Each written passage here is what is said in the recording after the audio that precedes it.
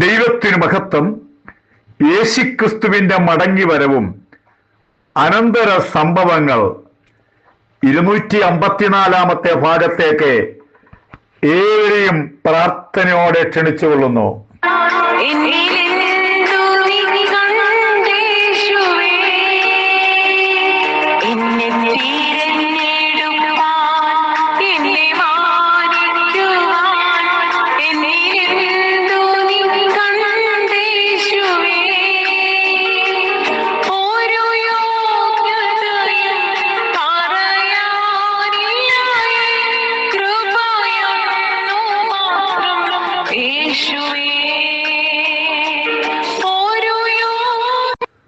തുടർന്ന് യേശുക്രിസ്തുവിന്റെ മടങ്ങിവരവും അനന്തര സംഭവങ്ങളെ മത്തായി സുവിശേഷം 24 അധ്യായം 1 വാക്യം മുതൽ 3 വാക്യം വരെയും ആസ്പദമാക്കിക്കൊണ്ട് കർത്താവിന്റെ വരവിന്റെ അടയാളങ്ങൾ ക്ലാസ് എടുക്കുവാൻ താല്പര്യപ്പെടുന്നു. കഴിഞ്ഞ ക്ലാസ്സുകൾ ശ്രദ്ധിച്ച എല്ലാ പ്രിയപ്പെട്ടവരോടും നന്ദി രേഖപ്പെടുത്തുന്നു.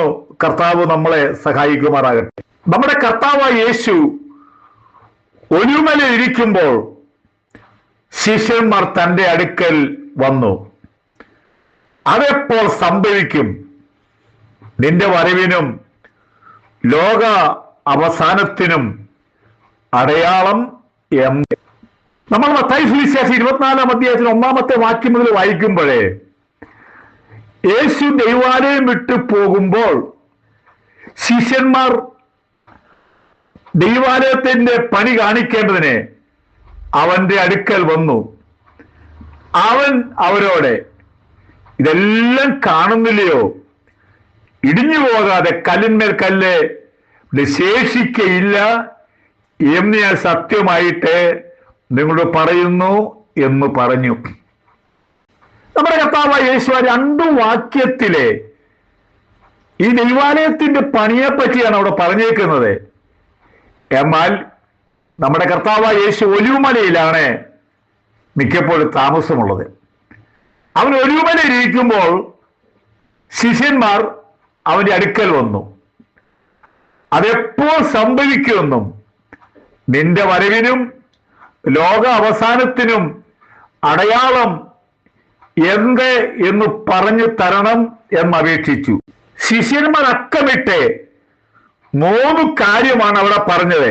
1, അതെപ്പോൾ സംഭവിക്കും എന്ന് പറഞ്ഞാൽ ദൈവാലയം തകർക്കപ്പെടുന്ന കാര്യമാണ്, അതേ പറഞ്ഞുള്ളൂ.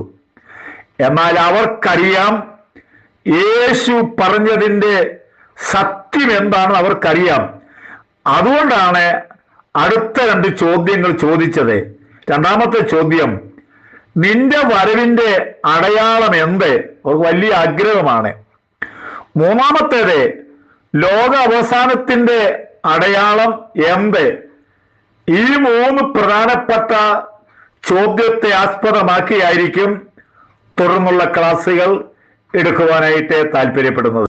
എന്റെ ശുശ്രൂഷയിൽ ഞാൻ ഏറ്റവും അധികം ശുശ്രൂഷിക്കുന്നത് യേശുവിന്റെ ക്രൂശീകരണവും യേശുവിന്റെ ഉയർത്തെഴുന്നേൽപ്പും.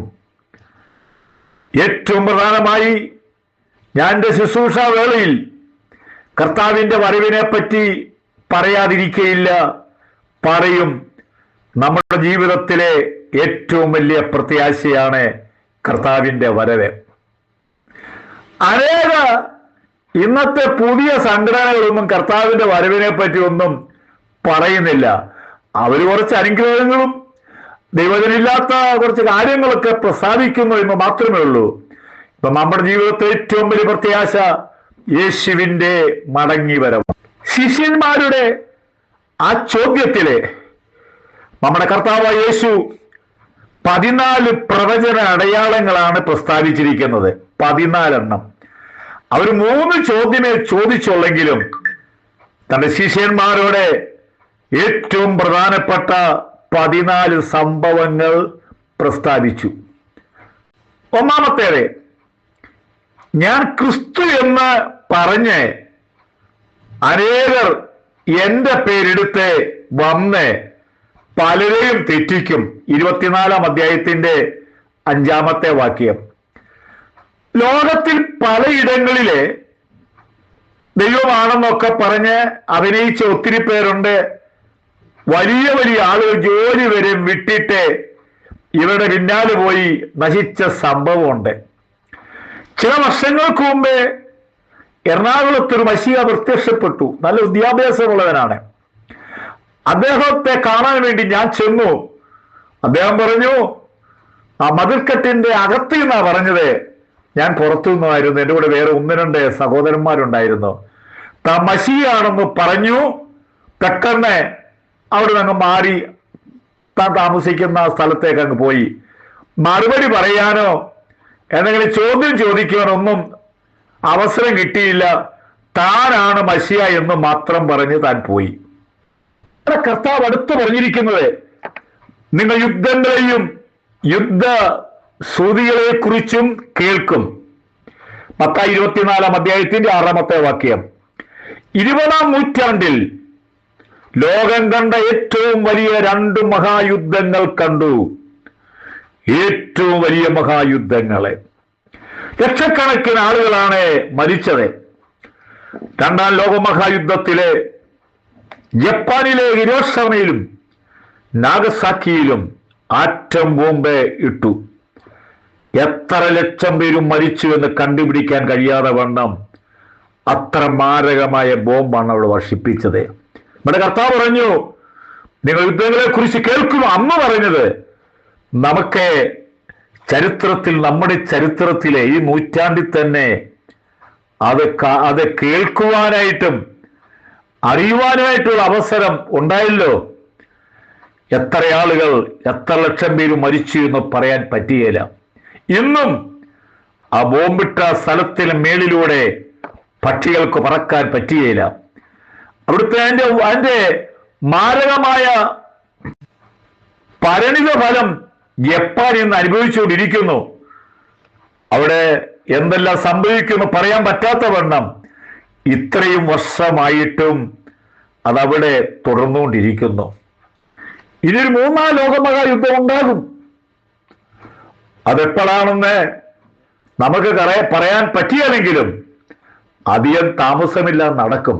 എന്നാൽ ഒരു കാര്യം, അതിനു മുമ്പേ തൻ്റെ കാന്തയാകുന്ന സഭയെ മണവാളനാകുന്ന ക്രിസ്തു കാഹളനാദത്തോടെ മധ്യാകാശം ചേർക്കുന്ന ഒരു ദിവസം ഉണ്ട് എന്നും കൂടെ ഓർപ്പിച്ചു കൊള്ളുകയാണ്. അത് കഴിഞ്ഞൊക്കെ ഉള്ളൂ ഒരു 3-ാം ലോകമഹായുദ്ധം. 3-ാമത്തെ ഭാഗം, അതിൽ 24-ാം അധ്യായത്തിന്റെ 7-ാമത്തെ വാക്യം. ജാതി ജാതിയോട് ഏർക്കും. ഈ നൂറ്റാണ്ടിലെ പോലെ ജാതികൾ വേർതിരിഞ്ഞുണ്ടായിരിക്കുന്ന കലാപം പറയാൻ പറ്റാത്ത നിലയിലാണ്. ഇന്ന് ഏറ്റവും അധികം ലോകത്തിൽ സംഭവിക്കുന്ന ഒരു അപകടകരമായ കാര്യമാണ് ജാതിപ്പോര്. ജാതികൾ വേർതിരിഞ്ഞ് തമ്മിലടിച്ച് ആയിരങ്ങൾ മരിക്കുന്നു. തൽക്കാലം ഞാനിവിടെ ക്ലാസ് ഇന്നത്തെ അവസാനിപ്പിക്കുന്നു.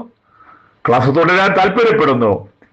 നിങ്ങൾ മറന്നു പോകല്ലേ, ഇവരുടെ 3 ചോദ്യത്തിന്റെ ആ പ്രവചനമായിരിക്കാം ഈ ദിവസങ്ങളിൽ ക്ലാസ് എടുക്കുന്നത്. ഞാനെന്നും പറയുന്നൊരു കാര്യമാണ്, നമ്മുടെ കർത്താവിന്റെ വരവ് ഏറ്റവും അടുത്തു. സഹോദരങ്ങളെ, വീണ്ടെടുപ്പിന്റെ ദിവസം ഏറ്റവും അടുത്തു. നമ്മൾ പോകുവാൻ തയ്യാറാകണം. ഭാരതത്തിൽ വലിയ ഉണർവുണ്ടാകും. പലയിടത്തും ഉണർവ് പൊട്ടി പുറപ്പെട്ടുകൊണ്ടിരിക്കുന്നു. പലയിടത്തും അത്ഭുതങ്ങൾ നടത്തിക്കൊണ്ടിരിക്കുന്നു. നിങ്ങളും ആ പ്രാർത്ഥനയിൽ അംഗമാകുക. ദൈവം നമ്മളെ അനുഗ്രഹിക്കട്ടെ.